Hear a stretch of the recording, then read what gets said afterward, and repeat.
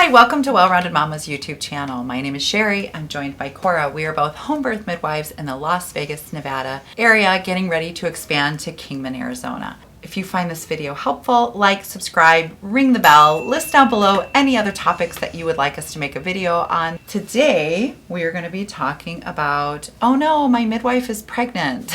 And what's so funny is Cora was like, oh, so we just have to explain to people that their midwives are human. So Cora is obviously very pregnant. She is due in 2 weeks, but she's running around taking care of clients and being in the office and has due dates, sometimes around her due dates. And you know what? I imagine that that's pretty stressful for her clients coming in and seeing her, as well as how she juggles the unknown of when she's actually going to deliver. So let's talk a little bit about what on-call looks like and how can you communicate well with your care provider to make sure concerns you have are met while keeping in mind your midwife has a life of her own. I opened up this place around 2006, 2007. We registered in 2006. We moved into a brick and mortar in 2007. And so I've had this on-call lifestyle since 2006. My youngest was about 6 months old when I started, which put Cora at about 10 when I got started. And so I had small kids at home and I started this on-call lifestyle. So if you talk to Cora, let's talk a little bit about what your version was of me growing up and missing things. Well, we just kind of came to an understanding that like mom would be there if she could, or she might have to go help a mom or a baby. Sometimes we'd be like, oh, we're gonna do this today, but we knew that there might be a chance that plans could always change, or we'd be at home and mom would run out the door. Sometimes we'd wake up and be like, oh, mom's been at a birth all night, or she'd be coming home or something like that. And that includes major holidays, birthdays, anniversaries, you name it. Like at my son's birthday, or my son's wedding, I went and delivered a baby later that night. Midwives are very dedicated to the families that we serve. We understand that we've made a commitment to care for them and be on call for them. That accessibility is really important to us. We do choose at Well Rounded Momma that our clients text and call us over email. And so we do like kind of having this relationship, so long as there's some reasonableness with it being only emergencies out of outside hours and things like that. We also really commit to attending your delivery. That is something that's really important to us. However, sometimes life happens. Sometimes we get sick. Sometimes we have things come up with our families. And one of those things is pregnancy. Cora talked to me a little bit about how you might communicate with your clients about being pregnant and how do you make people feel satisfied about what their delivery and their care looks like while you're pregnant. So a lot of times I'll tell them, like, sometimes I won't mention it right away. Once they've kind of getting closer, I'll be like, okay, so this is what my plan looks like when I am delivering. There might be a prenatal appointment that I might miss or two that I have this other midwife on call for while I am out of short maternity leave. I have another midwife. It's not long enough. No.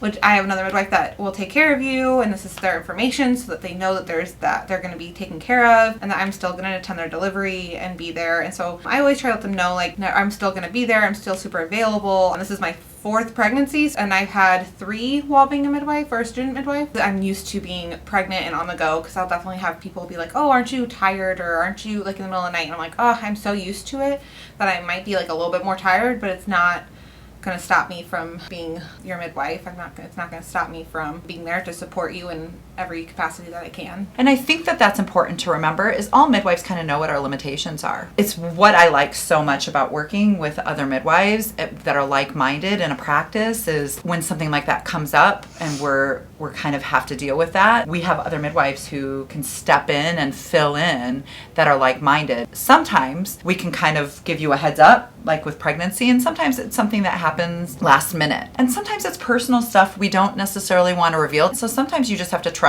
when your midwife says she's going to be unavailable for 3 or 4 days. Like that just happened down here where I needed to take a personal leave for 4 days. The other midwives were in touch with me. And so some of my clients that fall within that 2-week mark, we had conversations, and those that fall outside of that, we just kind of let that play itself out. We all have like people that we're juggling in our life, and kids sometimes need our attention. And, you know, I think my kids for so long got put on the back burner. Now as I've become an older midwife, I see the importance of balancing that a little better, that my kids weren't always here and my clients weren't here. I have discovered or learned that I really have to carve that out. And if my clients get covered by another midwife, then that's kind of what we do. We always have things coming up and we do our best to communicate with our clients, but you need to know on the back side of that, we always have a game plan.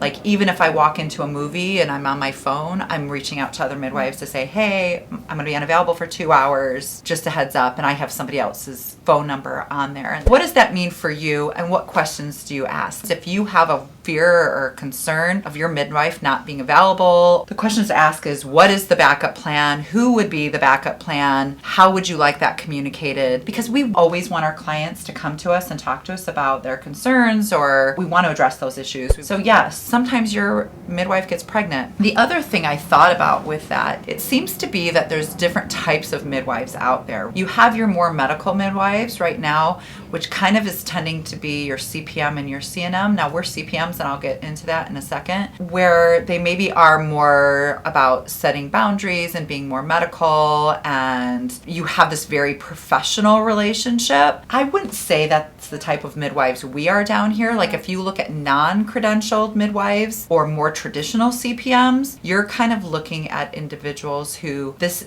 becomes our life. It's why we communicate with our clients so much. It's why we develop relationships with our clients where we maybe have them over to our house or we go out to lunch, because for us it's about community, building those relationships. Yeah. Having babies becomes part of that dynamic. So Cora having a new baby and wearing her baby to a birth or a prenatal or a postpartum, that feels actually very what the definition and term of what with women looks like, because we are also part of that community that we are serving. We are also growing our families and having babies and living our life. And part of growing that community is that we attend births, deliveries, prenatals, postpartums, things that our clients need. And sometimes we are dragging a kid along or wearing a kid along. And because there seems to be a line between professionalism and just being kind of human. And so we kind of try to live in the middle where we're very professional about how we address things and interact things, and we have protocols and we have ways that Well Rounded Momma does things, but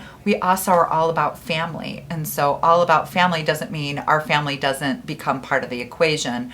Our family is very much still a huge part of the equation about what we do for a living. Anything else that you wanted to add about that? No, I think that sometimes if I am unavailable for 2 hours and they have a question and I have another midwife reach out to them, I think sometimes that's a good opportunity to get to know your backup, because we always have a second midwife assigned to our clients. So sometimes like when I tell people like I'm going to be gone for this week, or once this baby's born, this midwife might cover, and then that's also your secondary midwife, so it's also a good opportunity to meet that midwife. So I think it's nice that you kind of get a chance to meet midwives down here. All of us are amazing, and I just love that we get to continue that continuous continuity of care, because midwifery is so personalized, and I love the relationships I build with my clients, and it's fun to kind of talk to them and bond with them and be like, oh, how are you doing with this, or what did you do when it was your kids? And so I like to build those connections. She's down here with her little 1.5-year-old, and he was running around and I was in an appointment, and so we brought him in and introduced him, and you know, it just is all about family and community. When I lived in Colorado and Utah and I chose my midwife, they both worked out of their home. What's really fascinating about that is they hardly did anything. We hardly had any conversation. It was a quick like weigh, measure, and you were kind of left to your own devices. So the fact that we spend so much time talking and getting to know our clients, even if it is in an office setting, we want it to feel like a home setting, but we've made the choice and the decision to take that out of our home because we did want some level of separation. But that doesn't mean that that doesn't exist or play a role. We do have families that we care for. Someone like me who has 6 children, expecting my 5th grandbaby, my life is very full. And I take clients based on, in fact, all of us do. We all take the amount of clients we feel like we can carry. And so if there's a month where maybe we anticipate is going to be busy for us, or we're going to go out of town, or we have a surgery plan, we'll take less clients in those months. And so we get to kind of dictate and determine our schedule based on that. So sometimes there is a little bit of trust that goes into play. And I have clients sometimes who ask me, like, how many clients do you have due that month? And I let them know. So that's kind of what we thought we would talk about today, is what if your midwife is pregnant, amongst other things. And that's kind of how we work. But don't be afraid to ask your midwife questions. We're trying to be very good about juggling all of the things that we juggle in our life, and we love what we do. So thanks for joining us, and we look forward to seeing you next week. Are you recording now? All right. How are you doing? Okay.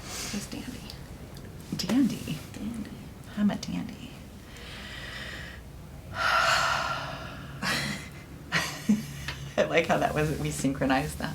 Are you ready? I'm ready. Do we even know?